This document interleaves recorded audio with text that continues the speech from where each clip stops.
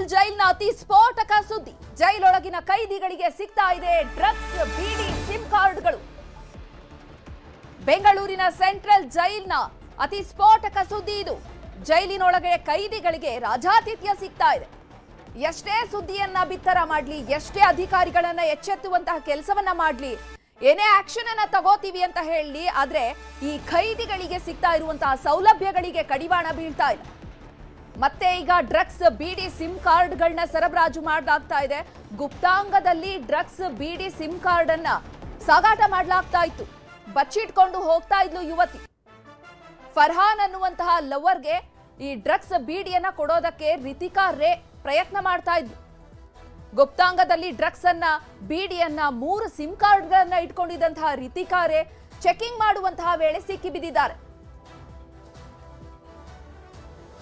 ಈ ಬಗ್ಗೆ ಹೆಚ್ಚಿನ ಮಾಹಿತಿಯನ್ನು ನೀಡ್ತಾರೆ ನಮ್ಮ ಪ್ರತಿನಿಧಿ ಗಂಗಾಧರ್. ದೂರವಾಣಿ ಸಂಪರ್ಕದಲ್ಲಿ ಜಾಯ್ನ್ ಆಗಿದ್ದಾರೆ. ಗಂಗಾಧರ್, ಈ ರಿತಿಕಾ ರೇ ಡ್ರಗ್ಸ್ ಸಪ್ಲೈ ಮಾಡ್ತಿರುವಂತದ್ದು ಬೆಳಕಿಗೆ ಬಂದಿದ್ ಹೇಗೆ? ಆಕೆ ಸಿಕ್ಕಿ ಬಿದ್ದಿದ್ ಹೇಗೆ? ಆದ್ರೆ ಅಲ್ಲಿ ಅಧಿಕಾರಿಗಳು ಏನು ಕ್ರಮ ಕೈಗೊಂಡಿಲ್ವಾ? ಈ ಹಿಂದೆ ಕೂಡ ಇದೇ ರೀತಿ ರಾಜಾತಿಥ್ಯವನ್ನ ನೀಡಿ ಬಯಲಾಗಿರುವಂತದ್ದು, ಮತ್ತೆ ನಾವು ಕ್ರಮ ಕೈಗೊಳ್ತೀವಿ ಅಂತ ಅಧಿಕಾರಿಗಳು ಹೇಳ್ತಾನೆ ಇರ್ತಾರೆ. ಆದ್ರೆ ಇದಕ್ಕೆಲ್ಲ ಕಡಿವಾಣ ಬೀಳೋದು ಯಾವಾಗ? ಚೈತ್ರ, ಪ್ರಮುಖವಾಗಿ ಅಲೋಕ್ ಕುಮಾರ್ ಅವರು ಡಿಜಿ ಆದಂತಹ ಬಳಿಕ ಕಾರಾಗೃಹ ಇಲಾಖೆಯಲ್ಲಿ ಸಾಕಷ್ಟು ಒಂದು ಬದಲಾವಣೆ ತರುವ ನಿಟ್ಟಿನಲ್ಲಿ ಎಲ್ಲ ಒಂದು ಕ್ರಮಗಳನ್ನ ಕೈಗೊಳ್ಳಲಾಗ್ತಾ ಇದೆ. ಇತ್ತೀಚಿನ ದಿನಗಳಲ್ಲಿ ಹಳೆ ರೂಢಿ ಶೀಟರ್ಗಳು ಯಾರಾದರೂ ಅವರ ಬ್ಯಾರಕ್ಗಳಲ್ಲಿ ಮೊಬೈಲ್ ಅನ್ನ ಪರಿಶೀಲನೆ ಮಾಡಿದಂತಹ ಸಂದರ್ಭದಲ್ಲಿ ಎಲ್ಲ ಕೂಡ ಡ್ರೈನೇಜ್ ನೀರು ಹೋಗುವಂತಹ ಪೈಪ್ಗಳಲ್ಲಿ ಅಡಗಿಟ್ಟಿದ್ರು. ಅದೆಲ್ಲ ಕೂಡ ಚೆಕಿಂಗ್ ಅನ್ನ ಮಾಡಿ ಅವರೆಲ್ಲ ಕೂಡ ಅವ್ರ ಮೇಲೆ ಆಕ್ಷನ್ ತೆಗೆದುಕೊಂಡ ಕೆಲಸವನ್ನ ಮಾಡ್ತಾ ಇದ್ರು.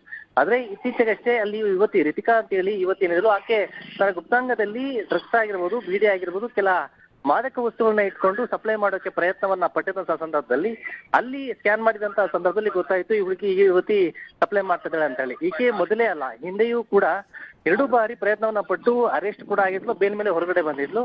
ಸ್ವಲ್ಪ ಅನುಮಾನ ಬಂದಂತ ಹಿನ್ನೆಲೆಯಲ್ಲಿ ಆಕೆಯನ್ನ ಪ್ರತ್ಯೇಕವಾಗಿ ವಿಚಾರಣೆ ಮಾಡಿ ತಪಾಸಣೆ ಮಾಡಿದಂತಹ ಸಂದರ್ಭದಲ್ಲಿ ರಿತಿಕಾ ಆಕೆ ವೈದಿಕವರಲ್ಲಿ ತೆಗೆದುಕೊಂಡು ಬಂದದ್ದು ಇದು ಗೊತ್ತಾಗಿದೆ. ಈಗ ಆಕೆಯನ್ನ ಈಗ ಅರೆಸ್ಟ್ ಕೂಡ ಮಾಡಲಾಗಿರುವಂತದ್ದು. ಆಕೆ ಫರ್ಹಾನ್ ಅಂತೇಳಿ ಒಬ್ಬ ಯುವಕ ಕೂಡ ಇರುವಂತದ್ದು. ಆತ ಕ್ರಿಮಿನಲ್ ಬ್ಯಾಕ್ ಗ್ರೌಂಡ್ ಇರುವಂತದ್ದು.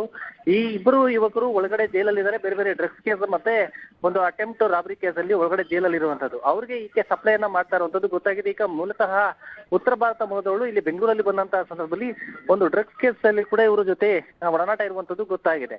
ಆದ್ರೆ ಜೈಲಲ್ಲಿ ಇತ್ತೀಚಿನ ದಿನಗಳಲ್ಲಿ ಮತ್ತೆ ಅಕ್ರಮಕ್ಕೆ ಕಡಿವಾಣ ಹಾಕ್ಬೇಕು ಅಂದ್ರೂ ಕೂಡ ಕೈದಿಗಳಾಗಿರ್ಬೋದು ಅಥವಾ ಅಲ್ಲಿ ಬರುವಂತ ಭೇಟಿಗೆ ಬರುವಂತ ವಿಸಿಟರ್ಸ್ ಏನಿದ್ದಾರೆ, ಕೆಲವರು ಈ ರೀತಿ ಕಳ್ಳಾಟವನ್ನು ಆಡೋಕ್ಕೆ ಮುಂದಾಗ್ತಾರೆ. ಆದ್ರೂ ಕೂಡ ಕೆಲವು ಅನುಮಾನಿತರನ್ನ ವಿಚಾರಣೆ ಮಾಡಿ ಮತ್ತೆ ತಪಾಸಣೆ ಮಾಡಿದಂತಹ ಸಂದರ್ಭದಲ್ಲಿ ಈ ರೀತಿ ಬೆಳಕಿಗೆ ಬರ್ತಾ ಇರುವಂತದ್ದು. ಈ ರೀತಿ ಗುಪ್ತಾಂಗದಲ್ಲಿ ತೆಗೆದುಕೊಂಡು ಹೋಗುವಂತದ್ದು ಮತ್ತೆ ಸಪ್ಲೈ ಮಾಡೋಕೆ ಪ್ರಯತ್ನ ಮಾಡುವಂತದ್ದು ಮೊದಲೇ ಅಲ್ಲ.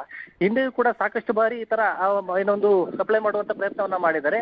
ಹಿಂದೆ ಕೂಡ ಒಬ್ಬ ಪೈದೆ ಕೂಡ ಅಲ್ಲಿ ವಾರ್ಡರ್ ಕೂಡ ಒಬ್ಬ ಸಿಕ್ಕಾಕೊಂಡು ಅರೆಸ್ಟ್ ಕೂಡ ಕೇವಲ 15 ದಿನದಿಂದ ಆಗಿದ್ದ. ಹೀಗಾಗಿ ಯಾರೇ ಸಸ್ಪೆಕ್ಟೆಡ್ ಬಂದ್ರು ಕೂಡ ಅವರನ್ನ ಸ್ಕ್ಯಾನ್ ಮಾಡಿ ಅವರನ್ನ ಪರಿಶೀಲನೆ ಮಾಡಿದಂತಹ ಸಂದರ್ಭದಲ್ಲಿ ಈ ರೀತಿಯಾಗಿ ಸಿಕ್ಕಿ ಬೀಳ್ತಾ ಇರುವಂತದ್ದು. ಹೀಗಾಗಿ ಅಂತವ್ರಿಗೆ ವಿಸಿಂಬಿಸುವಂತ ಕೆಲಸವನ್ನ ಈಗ ಜಿಲ್ಲಾಧಿಕಾರಿಗಳು ಮಾಡ್ತಾ ಇದ್ದಾರೆ. ಆದ್ರೆ ಈ ರಿತಿಕಾ ಏನಿದ್ದಾಳೆ, ಹಿಂದೆಯೂ ಕೂಡ ಇದೇ ರೀತಿ ಅಟೆಂಪ್ಟ್ ಮಾಡಿ ಅರೆಸ್ಟ್ ಕೂಡ ಆಗಿದ್ಲು. ಜೈಲಿನಿಂದ ಬೇಲ್ ಮೇಲೆ ಹೊರಗಡೆ ಬಂದಂತ ಬಳಿಕ ಈಗ ಮತ್ತೆ ಅದೇ ರೀತಿಯಾದಂತ ಕೆಲಸವನ್ನ ಮಾಡಿ ಸಿಕ್ಕಿ ಬಿದ್ದಿರುವಂತದ್ದು. ಚೈತ್ರ, ಧನ್ಯವಾದ ಗಂಗಾಧರ್ ಬಾಗಟ ತಮ್ಮೆಲ್ಲ ಮಾಹಿತಿಗಾಗಿ.